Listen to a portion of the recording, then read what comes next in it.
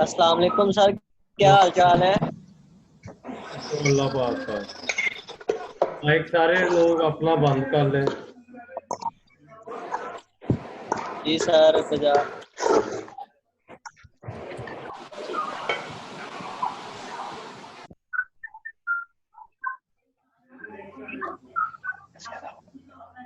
हाँ जी, जो हमने कल पढ़ा था वो आप लोगों ने उसकी रीडिंग ली है?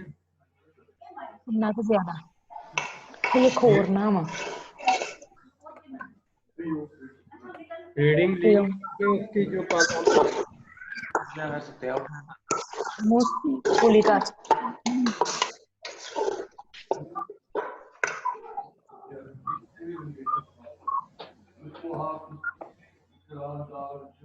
आवाज आ रही है आप लोगों को?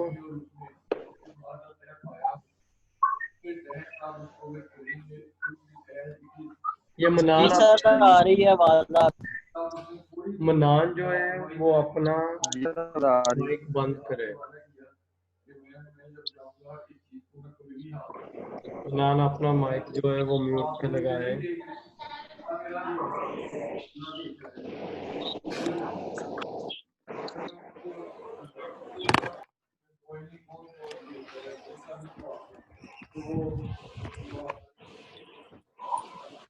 म्यूट पे लगा लें।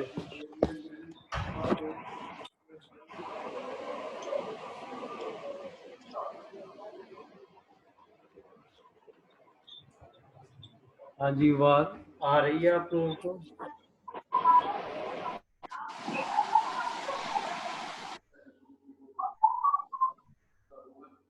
चलें जी, जो कल जो हमने पढ़ा है हम आगे फर्दर पढ़ने की तरफ चलते हैं। आज हमने फ्लक्चुएशन ऑफ अटेंशन को पढ़ना है।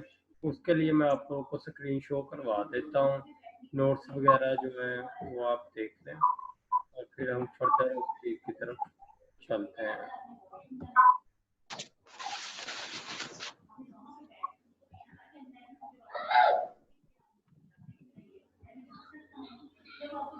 कल का आपको सारा लेक्चर समझ आ गया है?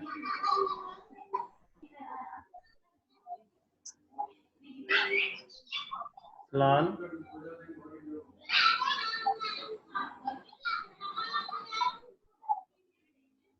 Yes sir.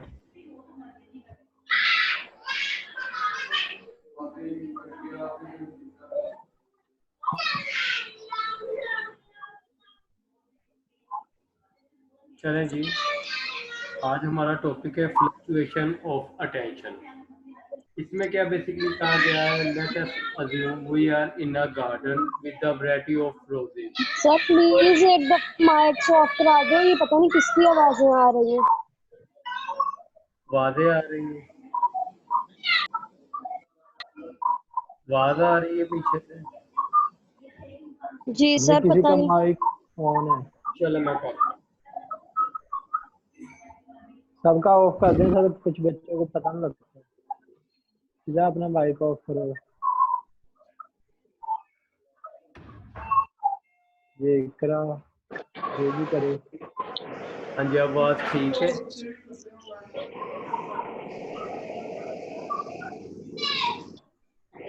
आज हम पढ़ेंगे fluctuation of attention. Let us assume we are in a garden with a variety of roses all in full bloom. एक मिनट वेट करें, मैं ना अपने पोजीशन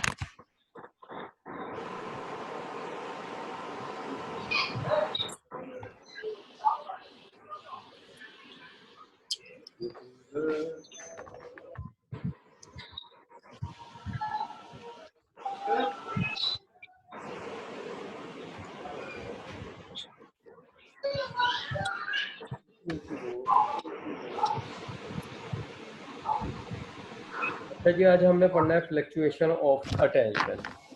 इसमें let us assume we are in a garden with variety of roses all in full Bloom.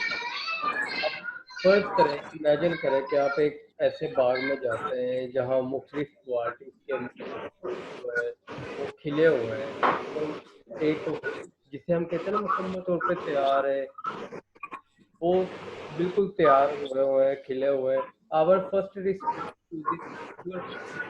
governed by of external and internal determinants of attention।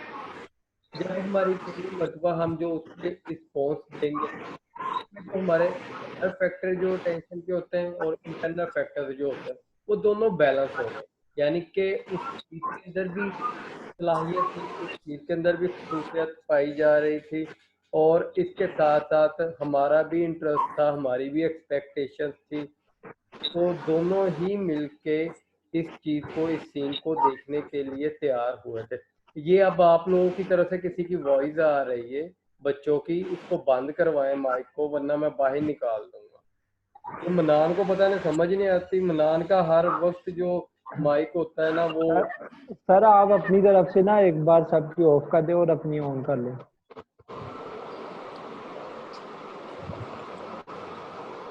सबकी of कर दे। अब हो गया जी है। अब ठीक है सर, जी अब ठीक है। चले अब अरसलान अपना भी म्यूट पे लगा दो। Okay sir.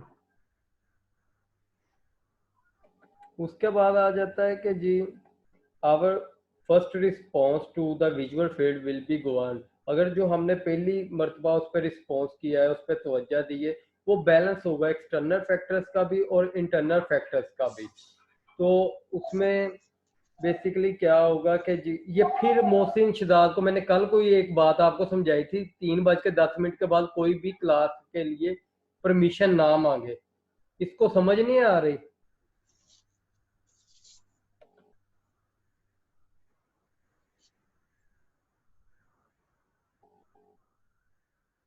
जिसने आना होता है ना पहले आ जाया करे, उसके बाद कोई भी 3:10 के बाद कोई भी नेक्स्ट टाइम मुझे परमिशन के लिए ना कहे। आप लोगों को पता नहीं, समझ नहीं आती, पहले से बंदा तैयार होकर बैठे तो ना ऐसा हो। अब बार बार जब भी पढ़ने लगते हैं बीच में कोई ना कोई बंदा आ जा रहा है। जब हम फर्स्ट टाइम जो रिस्पॉन्स देते हैं उस फील्ड पर, वो एक्सटर्नल और इंटरनल डिटर्मिनेंट्स होते हैं अटेंशन के। यानी कि हम खुद भी, हमारा भी इंटरेस्ट था, हमारी एक्सपेक्टेशन भी थी, और उस चीज़ की जो इंटेंसिटी भी थी। हमने देखा था कि जो चीज़ इंटेंसिटी में होती है ऑब्जेक्टिव फैक्टर्स में आता है, और जो चीज़ कंट्रास्ट में होती है वो भी ऑब्जेक्टिव फैक्टर्स में आता है। ये कुछ करेक्टरिस्टिक्स थी जो कि इसमें पाई जा रही थी। इसका मतलब क्या हुआ कि जी दोनों ही बैलेंस थी, इस वजह से हमने उस पर रिस्पॉन्स दिया। As the stimuli remain unchanged, अगर उस फूलों में कोई तब्दीली रोनमा नहीं होती, उस सीन के अंदर कोई तब्दीली रोनमा नहीं होती, one might expect our attention to remain fixed. तो हम ये कह सकते हैं कि हमारी जो तवज्जो होगी उन पे फिक्स रहेगी, उसमें भी कोई चेंज नहीं आएगा हमारे रिस्पॉन्स में। जिस तरह पहले हम रिस्पॉन्स दे रहे हैं उसी तरह रिस्पॉन्स रहेगा, उसमें भी कोई तब्दीली रोनमा नहीं होगी। But in most cases we find our attention shift. लेकिन बहुत से ऐसे केसेस भी होते हैं जब हम ये चीज़ नोट करते हैं कि हमारी जो अटेंशन है वो शिफ्ट हो गई है। Since the external factor remain constant in such a situation, इस सारे हालात में, इस सारी सूरत हाल में हमारे जो एक्सटर्नल फैक्टर्स होते हैं ना वो वैसे ही कांस्टेंट रहते हैं, उनमें कोई तब्दीली नहीं आती। यानी कि वो अब अगर फूल खिले हुए हैं तो उन्होंने खिले ही रहना है, अगर वो खूबसूरत नजर आ रहा है तो उसने खूबसूरत ही रहना है। वो सीन, उस सिचुएशन में कोई भी तब्दीली रोनमा नहीं हो रही। We may infer that some internal subjective factor or factor might have changed। लेकिन हम ये कह सकते हैं कि जो हमारे फैक्टर हैं, जिन्हें हम कहते हैं कि जी सब्जेक्टिव फैक्टर्स हैं, वो चेंज हो सकते हैं। हमारा अपना जहन हो सकता है कि जी चेंज हो जाए, कि या हमारा अब मूड नहीं है उस चीज़ को देखने का, तो ये पॉसिबिलिटी हो सकती है। उसके अलावा several experiments have been carried out for recording and explaining the phenomena called fluctuation of attention। बहुत से एक्सपेरिमेंट जो हैं वो किए गए हैं किस चीज़ के लिए? रिकॉर्ड करने के लिए और एक्सप्लेन करने के लिए, बताने के लिए सूरत हाल के मुतल्लक कि फ्लक्चुएशन ऑफ अटेंशन बेसिकली होती क्या है, इस चीज़ को बयान करने के लिए और इस चीज़ को रिकॉर्ड करने के लिए बहुत से एक्सपेरिमेंट कंडक्ट किए गए हैं। Experimental evidence demonstrate that attention to the same object can't last for more than a few seconds.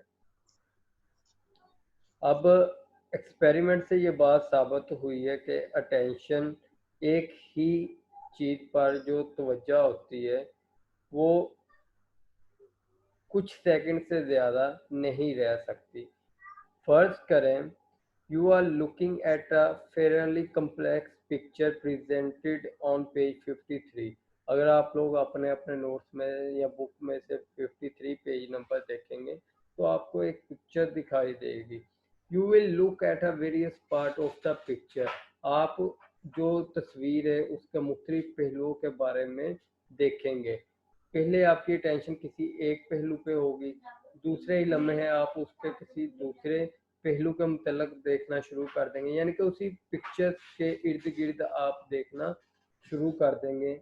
Perhaps coming back time, जब वापस आप आओगे, and again to some specially interesting object, और आप दोबारा से उस खास इंटरेस्टिंग ऑब्जेक्ट में दिलचस्पी लेना शुरू कर देंगे। अभी तक जितना पढ़ा है इसको आप लोग देख लें और उसके बाद फिर हम फर्दर जाते हैं। ये जो भी लाइनें लगा रहा है ना, इंसान बन जाए एक अदद।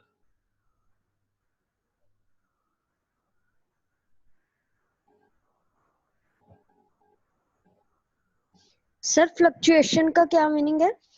फ्लक्चुएट का मतलब ये होता है कि अगर मैं एक आपको एग्जांपल देता हूँ कि अगर आप बुक रीडिंग कर रहे हैं, ठीक है, अब पेज की डिफरेंट लाइन है, कभी पहले आपकी जो तवज्जो है एक लाइन के ऊपर जाएगी, फौरी तौर पे आप दूसरी लाइन पे शिफ्ट कर जाएंगे, तीसरी, या आप मोबाइल हाथ में पकड़ें, मोबाइल में डिफरेंट बटन्स होते हैं, आपकी तवज्जो किसी एक बटन पे फिक्स नहीं होगी, वो मुख्तलिफ बटनों पर आना शुरू हो जाएगी।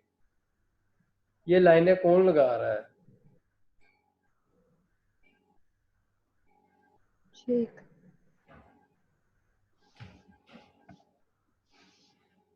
इसका मैं बंदोबस्त 1 मिनट करता हूँ।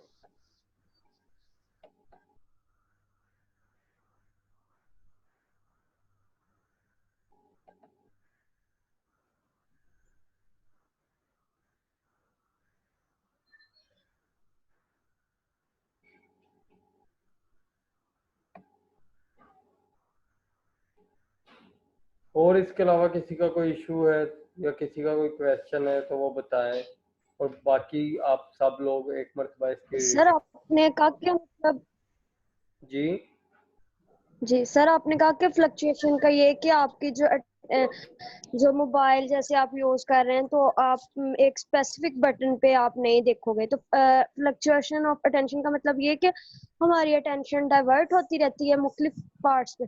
सिचुएशन एक ही होती है। अब इसकी नीचे डेफिनेशन पढ़े फ्लक्चुएशन ऑफ अटेंशन की। आवर अटेंशन जी constantly shift from one aspect of the situation to another. जो उस सिचुएशन के एक पहलू होता है उससे दूसरे पहलू पर शिफ्ट होते हैं। सिचुएशन एक ही रहती है लेकिन उसके पार्ट्स चेंज ठीक है, की वजह से, उसके पहलू चेंज होने की वजह से हमारी अटेंशन जो होती है वो शिफ्ट होती रहती है। ठीक हो गया सर, थैंक यू। और किसी का कोई क्वेश्चन?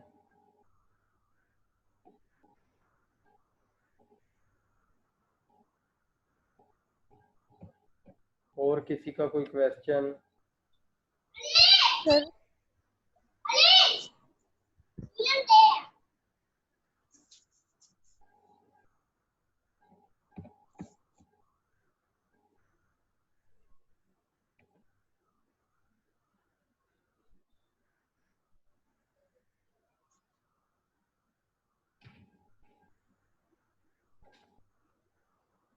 आप लोग एक मरतबा जितना पढ़ा है इसकी रीडिंग ले लें, फिर उसके बाद मैं आगे फर्दर आपको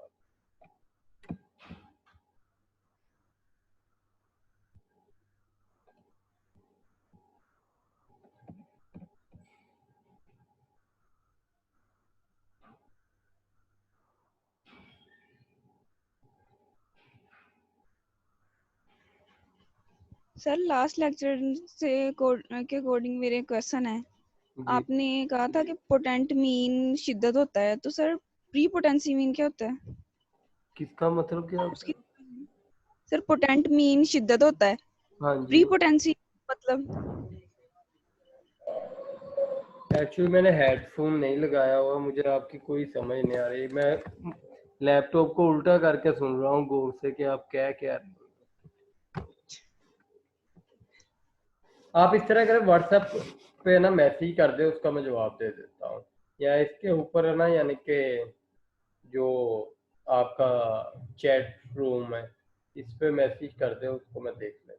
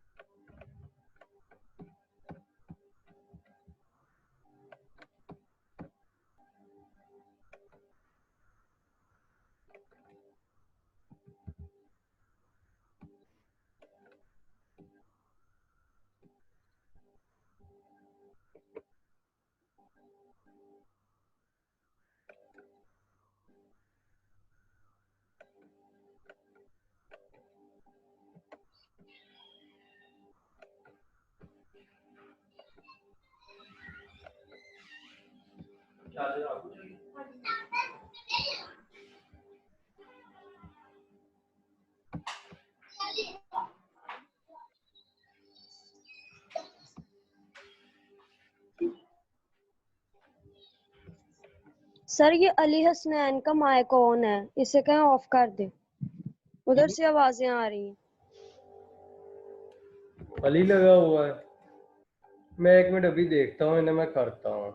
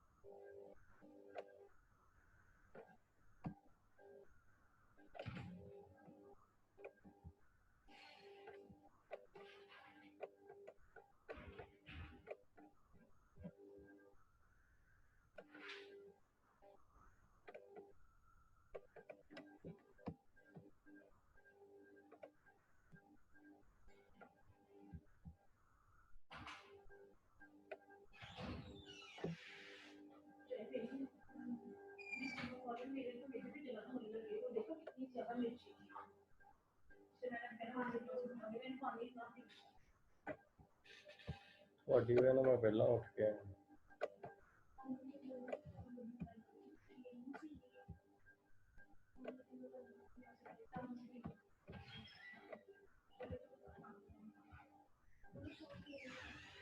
चले जी, अगर पढ़ लिया तो हम आगे पढ़ने के जाते हैं। आप दोबारा, स्क्रीन शो हो रही है आप लोगों को? यार ये कौन लाइन लगा रहा है, क्या मसला क्या है इसको? स्क्रीन शो हो रही है आप लोगों को? नहीं सर, वो उसके ऊपर फुल के ऊपर लाइंस आ गई थी, अब वो चले गई है। अच्छा,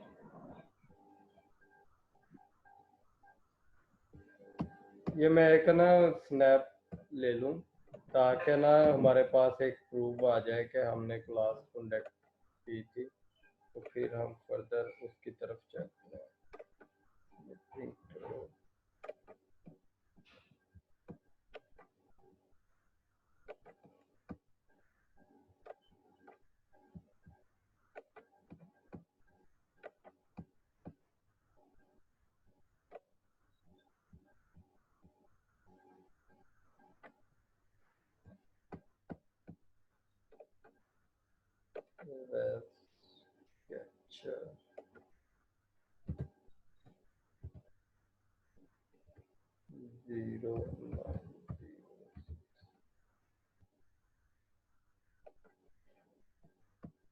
हाँ जी, चलें अब हम फर्दर आ गए ना, इस चीज़ को स्टडी करते हैं। हमारे पास जो नेक्स्ट है, मैं स्क्रीन शो करवाता हूँ आपको, इसमें देखें आप लोग। व्हाइट बोर्ड मैथ,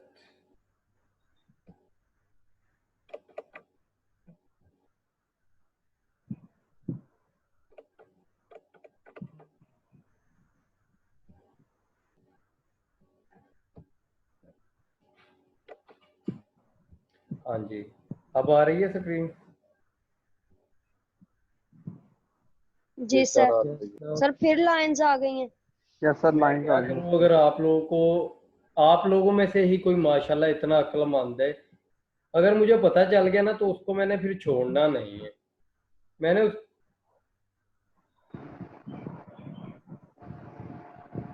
ये फिर किसी ने लगा दी।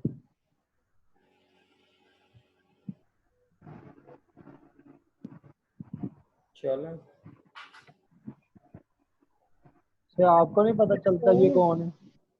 पता चल जाता है, वेट तो करें, उसके बाद देखना उसका मैं हाल क्या करता हूँ। सर हम तो नोट्स को कुछ कर ही नहीं सकते, तो फिर ये किसने लगा दी? ये तो साइड पे आ जाता, मैं इसकी सेटिंग करता हूँ। सबके ऑप्शन शो हो रहा है सर।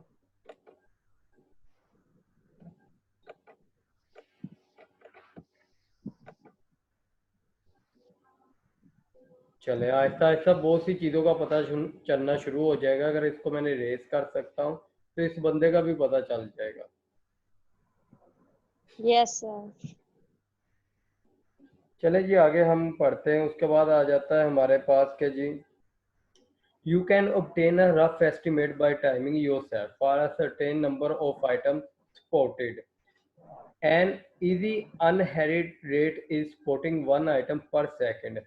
अब वो इसमें ये कह रहा है कि अगर you can obtain a rough estimate, आपको एक आम सा अंदाज़ा हो सकता है टाइमिंग का ऑन सेल्फ, कि आप खुद इसका अंदाज़ा लगा सकते हो कि एक वक्त में आप कितनी चीज़ों को जो है वो परसीव कर सकते हो या देख सकते हो। An easy uninherited rate in spotting one item per second.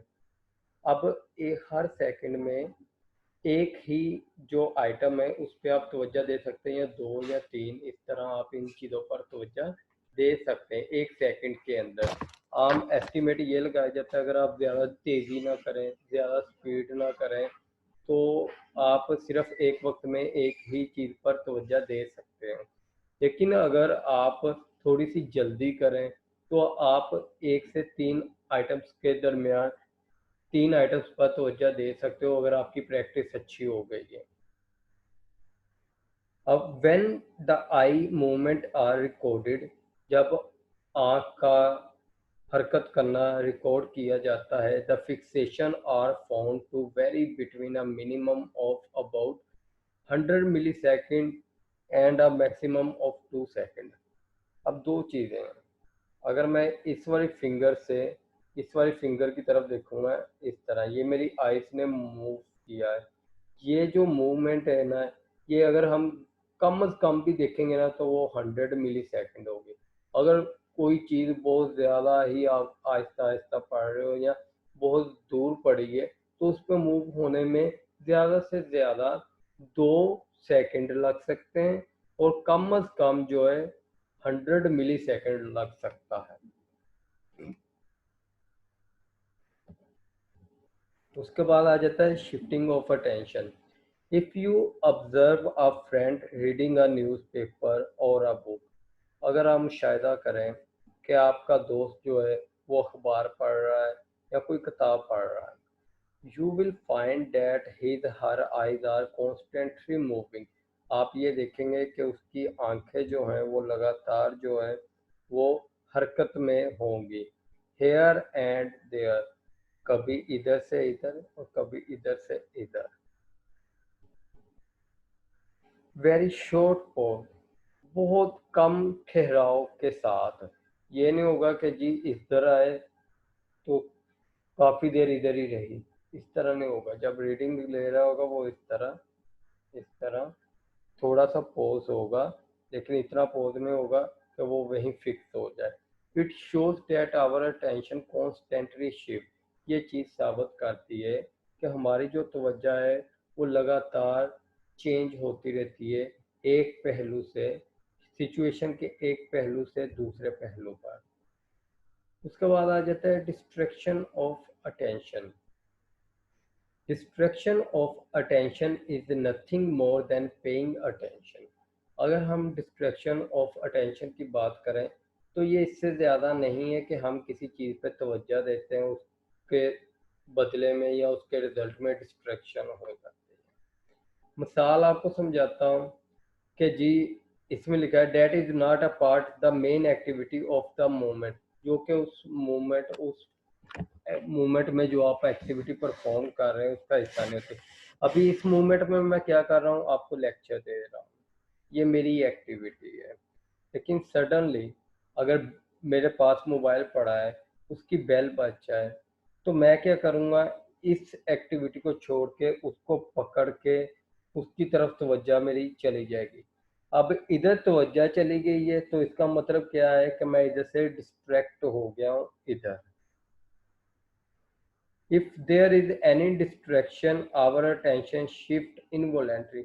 अगर कोई भी डिस्ट्रैक्शन हो, आप बुक की रीडिंग कर रहे हैं, सडनली आपका कोई छोटा भाई आ गया है, वो आपको आवाज़ दे देता है या आपकी वालदा आवाज़ दे देती है, या आप किसी ऐसे रूम में बैठे हैं जो कि विंडो जिस रूम में और बाहर से गाड़ियों के चलने की आवाज़ें आ रही हैं, हॉर्न वगैरह की आवाज़ें आ रही हैं, तो ये सारी चीज़ें क्या कर रही हैं, डिस्ट्रैक्ट कर रही हैं आपको।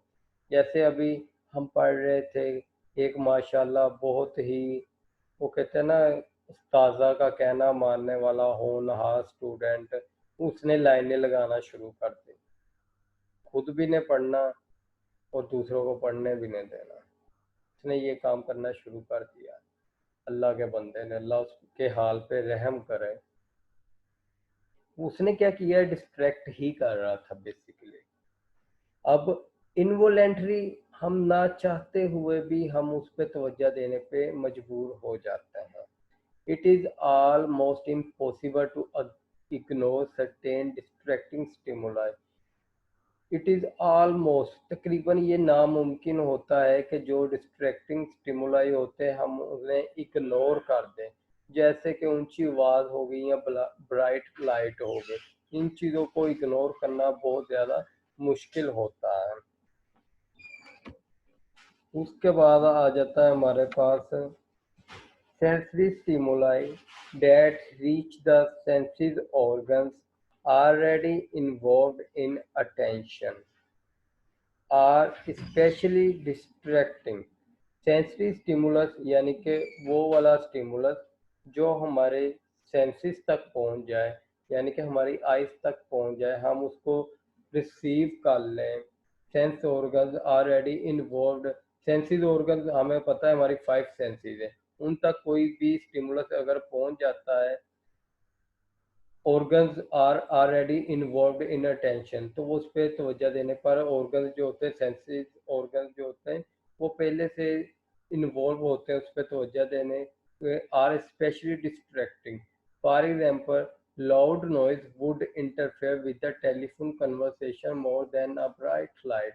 अगर आप टेलीफोन पे किसी से बातचीत कर रहे हैं तो इस दरमियान में आपको कोई फ़ोन आ गया है, उसकी बेल, आप फ़ोन पे बात कर रहे हैं, अचानक से लाउड नॉइज़ आना शुरू हो गई, तो वो ज़्यादा अफेक्ट करेगी आपकी कन्वर्सेशन को एज़ कंपेयर टू कि जी अगर कोई ब्राइट लाइट आ जाए। ब्राइट लाइट का इम्पैक्ट नहीं आता कन्वर्सेशन पे, इस वजह से वो इतना ज़्यादा आपको अफेक्ट नहीं करेगी।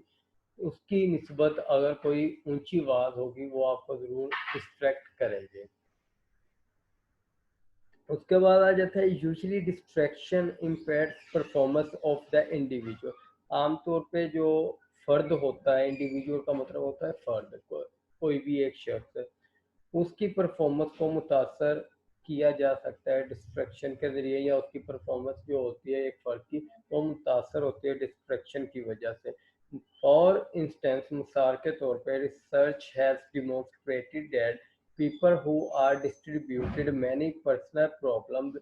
अब मिसाल ये दी गई है रिसर्च से ये बात साबित हुई है कि वो वाले लोग जिनको अपनी बहुत ज़्यादा ज़ाती मसाइब होते हैं या पर्सनल प्रॉब्लम्स जिनकी होती हैं वो डिस्टर्ब्ड हुए होते हैं उन पर्सनल प्रॉब्लम्स की वजह से उनमें ज़्यादा एक्सीडेंट होने के रुझानात पाए जाते हैं as compare to other person जिनको कोई प्रॉब्लम नहीं होती, जिनकी पर्सनल प्रॉब्लम इतनी नहीं होती कि वो डिस्टर्ब्ड हो जाए। अगर नॉर्मल रूटीन में थोड़ी बहुत होती है वो तो हर बंदे के साथ होती है, वो उसके साथ कोप कर लेता है, उसको टैकल कर लेता है, उसको मैनेज कर लेता है। लेकिन अगर आपकी पर्सनल प्रॉब्लम इतनी ज़्यादा हो कि वो आपको डेली लाइफ में डिस्टर्ब करना शुरू कर दे तो आपके एक्सीडेंट होने के रुझानात बढ़ जाएंगे as compare to other person. उसकी वजह क्या है कि जब इस तरह होता है तो मोस्टली इंसान की डिस्ट्रक्शन होना शुरू हो जाती है। वो ड्राइविंग कर रहा होता है तो सडनली कोई बात याद आ गई, पर्सनल कोई प्रॉब्लम याद आ गई या पर्सनल प्रॉब्लम ने आके डिस्टर्ब कर दिया तो उस परेशानी के आलम में वो तवाज़ुन खो बैठता है और टक्कर वगैरह किसी चीज़ के साथ उसकी हो जाती है। ये हमारा आज का जो टॉपिक था वो भी कवर हो गया और इसके साथ साथ जो आपको मैं ये चैप्टर था वो भी ख़त्म हो गया। अगर इस पूरे चैप्टर के अंदर अब भी आपको कोई मसला है तो आप एक मर्तबा इसकी रीडिंग ले लें, पूरे के पूरे चैप्टर की ले लें। कहीं से भी अगर आपको कोई इशू है तो हम उसको फर्दर जो है वो डिस्कस करते हैं आफ्टर 5 मिनट्स। 5 मिनट है आप लोगों के पास, जो बेसिक बेसिक कॉन्सेप्ट है वो आप ले लें। उसके बाद मैं दोबारा से आप लोगों को, क्योंकि इसका ना जो जूम है ना इसका एक ड्यूरेशन होता है 40 मिनट का, तो अभी तक मेरे पास 5 मिनट रह गए हैं, उसके बाद कॉल खुद ब खुद एंड हो जाएगी। लेकिन आप लोगों ने तैयार रहना है, मैं आपको दोबारा कॉल के अंदर लूँगा, मैं आपको दोबारा लिंक सेंड करूँगा, आपने फौरी तौर पे इमीडिएटली उस पर रिस्पॉन्स करना। ये नहीं कि 5-7 मिनट के बाद कोई आ रहा हो, फिर उस वक्त हम अटेंडेंस भी लेंगे उस वाले सेशन में, यानी कि जो 15 मिनट का हमारा सेशन होगा उसमें हम क्वेश्चन आंसर भी डिस्कस करेंगे। इस पूरे चैप्टर में कहीं भी आपको कोई भी मसला होगा वो सारी चीज़ें हम उसमें डिस्कस कर लेंगे। तो अभी आप लोगों से रिक्वेस्ट है कि आप लोग इसको एक मरतबा गो थ्रू करें और इस अगर कहीं भी कोई मसला है तो फिर हम उसको बाद में डिस्कस करते हैं।